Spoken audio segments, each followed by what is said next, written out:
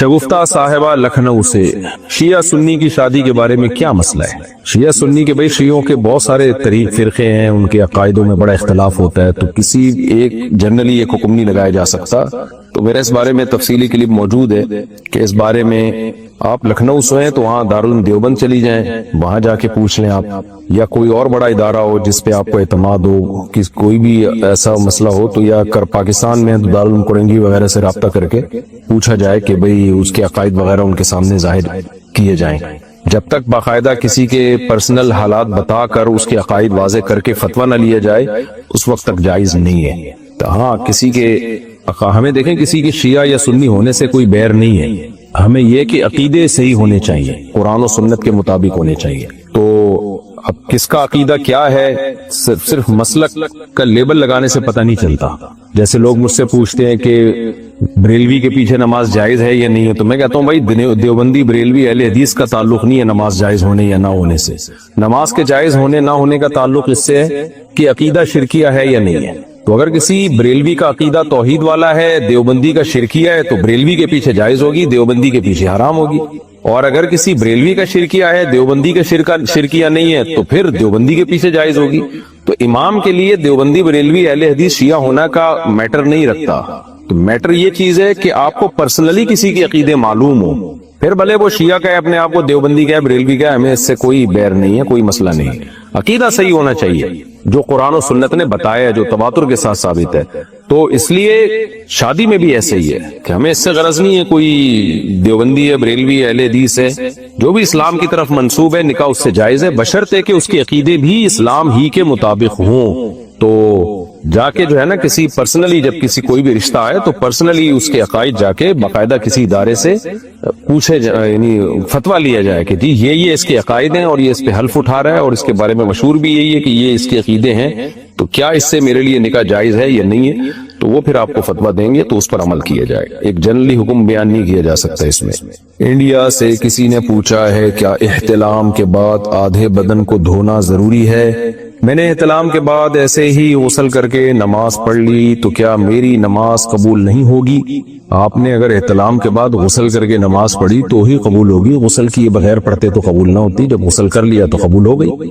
باقی آدھے بدن کو دھونا ضروری نہیں ہے، جہاں ناپاکی لگی ہو اس ناپاکی کو دھونا ضروری ہے۔ باقی جب غسل کریں گے تو پھر تو پورے بدن ہی کو دھوئیں گے نا آپ، لیکن آدھے بدن کا کوئی تعلق نہیں ہے اس سے، احتلام سے۔ جہاں گندگی لگی ہوئی ہے وہ دھوئیں۔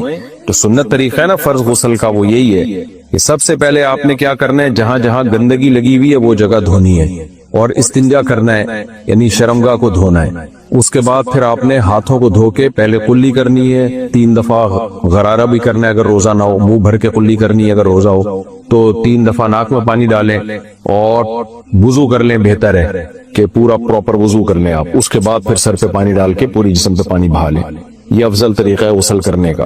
اور دوسرے درجے میں یہ بھی ٹھیک ہے کہ آپ نے گندگی دور کی، پھر استنجا کیا اور اس کے بعد ہاتھ دھوئے آپ نے، پھر قلی کی، ناک میں پانی ڈالی اور پھر ڈائریکٹ پورا غسل کر لیا۔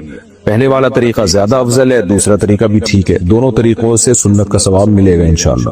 پاکستان سے کسی نے پوچھا میرے ابو میری امی کی بہت بے عزتی کرتے ہیں، گالیاں بھی دیتے ہیں، لیکن ہم سے بہت پیار کرتے ہیں۔ امی ابو دونوں گورنمنٹ ٹیچر ہیں، میری امی یہ سب کچھ برداشت کر رہی ہیں، لیکن میں جب ان کو اس طرح سے بے عزت ہوتا ہوا دیکھتی ہوں تو مجھے اپنے پاپا سے نفرت ہوتی ہے، میرا ان سے بات کرنے کا دل نہیں کرتا، میری عمر 15 سال ہے، ٹینشن رہتی ہے، اس کا کوئی حل بتائیں۔ آپ کے لیے اپنے پاپا سے نفرت حرام ہے، ناجائز ہے۔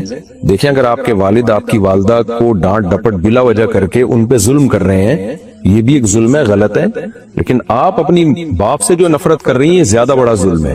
وجہ اس کی ہے کہ باپ کے احسانات تو اتنے ہیں کہ اولاد ان احسانات میں ڈوبی ہوئی ہوتی ہے۔ آپ کو جو کچھ ملا ہے آپ کے باپ کی وجہ سے ملا ہے، تو نام ملا، قوم ملی، نان نفقہ ملا، گھر ملا، عزت ملی، یہ سب چیزیں باپ کی وجہ سے ہیں۔ باپ نہ ہو تو کیا حیثیت رہ جاتی ہے بیٹیوں کی، خاص طور پہ بیٹیاں تو باپ ہی کے دم سے ہوتی ہیں۔ تو اس لیے آپ کے لیے یہ لفظ استعمال کرنا کہ مجھے اپنے پاپا سے نفرت ہے، یہ لفظ بہت خطرناک ہے۔ تو آپ اپنے والد کے حقوق بھی ادا کریں، ان سے محبت بھی کریں، اور کسی طرح پیار محبت سے خود نہ کسی اور کے ذمہ لگائیں، ان کو سمجھائیں کہ بھئی اس طرح اگر وہ واقعی والدہ کے ساتھ غلط سلوک کر رہے ہیں تو وہ نہ کریں۔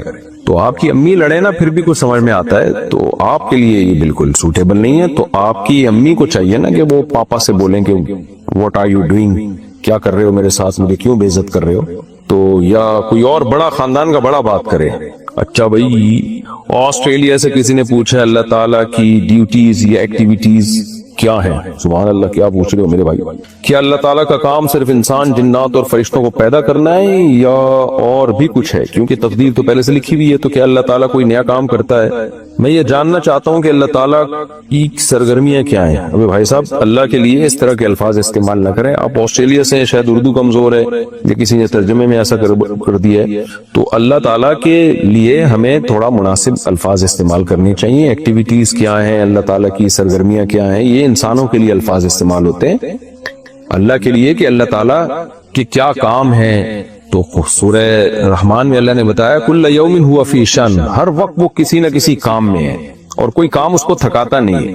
اب رہا یہ سوال کہ پہلے سے تقدیر اللہ نے لکھی ہوئی ہے, تو بھائی اللہ نے تقدیر میں یہی لکھا ہوا ہے کہ میں فلاں وقت میں یہ کام کروں گا. اللہ کا علم تو کامل ہے نا, تو اللہ کو معلوم ہے کیا کیا ہونے والا ہے, کیا کیا اللہ کرنے والا ہے. تو جو کچھ ہو رہا ہے سب اللہ کے حکم سے ہو رہا ہے پوری دنیا میں, تو اس لیے اللہ کو انسانوں پہ قیاس نہیں کیا جا سکتا. کل یوم ہوا فی شأن, ہر وقت اللہ تعالیٰ کچھ نہ کچھ کر رہے ہیں. کسی کو عزت دے رہے ہیں, کسی کو رسوا ذلیل کر رہے ہیں, کسی کو دولت دے رہے ہیں, کسی کو غریب کر رہے ہیں, کسی کو حکومت دے رہے ہیں, کسی کو سے حکومت چھین رہے ہیں, اور اس کے ہر کام میں کوئی نہ کوئی حکمت ہے. بس ہمیں اتنا ایمان رکھنا ضروری ہے, اس سے زیادہ ہم ڈیٹیل میں نہیں جا سکتے کیونکہ ہم مخلوق ہیں. اللہ کی ذات ہمارے مینٹل لیول سے اوپر کی ذات ہے, اس کے بارے میں زیادہ گہرائیوں میں جانے کی ہمیں اجازت نہیں ہے. ذبیح اللہ صاحب انڈیا سے, میں جہاں کام کرتا ہوں وہاں میرے سر مجھے مورتی کی فوٹو کے سامنے اگربتی جلانے کے لیے دیتے ہیں. کیا ایسا کرنے سے مجھے گناہ ہوگا؟ حرام ہے بھائی, سخت گناہ ہے, کبیرہ گناہ ہے, بلکہ شرک ہے, کیونکہ یہ مورتی کے سامنے اگربتیاں جلانا عبادت سمجھا جاتا ہے یہ عمل کو, تو اس عمل سے آپ مشرک ہو سکتے ہیں.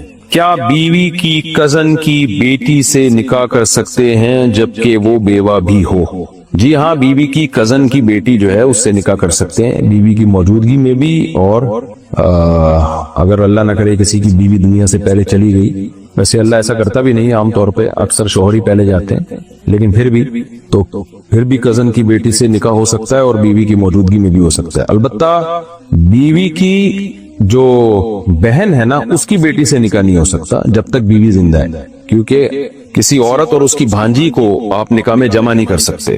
جیسے عورت اور اس کی بہن کو نہیں کر سکتے, تو ایسے عورت اور اس کی بھانجی کو بھی نہیں, ایک وقت میں یہ دونوں نکاح میں جمع نہیں ہو سکتے. لیکن کزن کی بیٹی جو ہے یہ تھوڑا دور کا رشتہ ہے, تو اس سے نکاح ہو سکتا ہے. ماہ نور اختر کراچی سے, میرے پاس 6.5 تولہ سونا ہے, پہلے میں زکوٰۃ دیتی تھی مگر میرے پاس نقد رقم نہیں ہوتی, گھر کے اخراجات کی رقم بھی میری ملکیت میں نہیں ہے, اور اگر گھر کے اخراجات کے پیسوں سے میں خرچ کروں تو اخراجات پورے کرنے میں مشکل پیش آئے گی. اس صورت میں مجھے کیا کرنا چاہیے؟ کیا اس صورت میں بھی زکوٰۃ دینا لازم ہے؟ نہ دینے سے گناہ ہوگا؟ دیکھیں, زکوٰۃ آپ کو دینی پڑے گی چاہے نقد رقم ہو یا نہ ہو. تو یہ جو سونا ہے نا, یہ شریعت میں نقد اماؤنٹ ہی کے حکم میں ہے. یہ ایسے جیسے کہ میرے پاس $1,00,000 پڑے ہوئے لیکن کیش اماؤنٹ بالکل بھی نہیں ہے, تو بھائی اس کو یہی کیش ہے نا. تو شریعت میں تو اصل کرنسی ہے ہی گولڈ. جب آپ کے پاس گولڈ ہے اور اس پہ قرضہ بھی نہیں ہے آپ کے اوپر, تو پھر آپ کو زکوٰۃ دینی پڑے گی. تو 6 تولہ سونے کے ساتھ اگر 1 روپے بھی آپ کے پاس ہو, جیسے کہ ہوتا ہی عام طور پہ, تو زکوٰۃ کی تاریخ آنے پر آپ کو زکوٰۃ دینی ہے. اب آپ کی مرضی, گولڈ بیچ کے دیں یا اسی گولڈ کو توڑ کے دیں, یا آپ اپنے ذمے لازم کر لیں بھائی میرے ذمے اتنی زکوٰۃ بنتی ہے. گولڈ کی قیمت کو آپ نے 40 سے ڈیوائیڈ کیا, جو جواب آیا بھائی میں نے پورے سال میں اتنی زکوٰۃ نکالنی ہے, تو آپ کے پاس پورا سال پڑا ہے, آپ قسطوں میں جیسے جیسے پیسے آتے جائیں آپ وہ زکوٰۃ نکالتی جائیں. یکمشت دینا ضروری نہیں ہے زکوٰۃ. عبد المنان صاحب اسلام آباد سے, میں نے